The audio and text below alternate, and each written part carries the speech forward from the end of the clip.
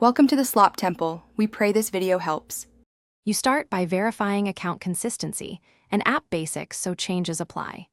Sign into the same Google account on all devices, then confirm your subscription and country because regional content differs. Once done, update the YouTube Music app and the device OS to the latest stable release to avoid known bugs. If storage is low, free at least 500 MB. App updates can fail without space. This prepares the environment so subsequent fixes take effect immediately.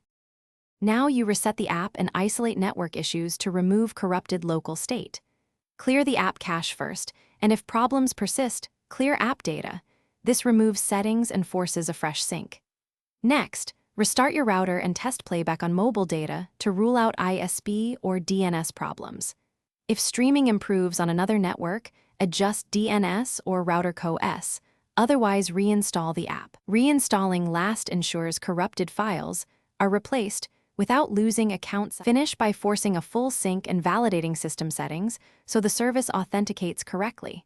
Toggle offline mode on and off to trigger resync and re-download any missing playlists. This forces cloud-to-device reconciliation. Make sure device date, time, and region settings match your account, and disable any parental controls that block content.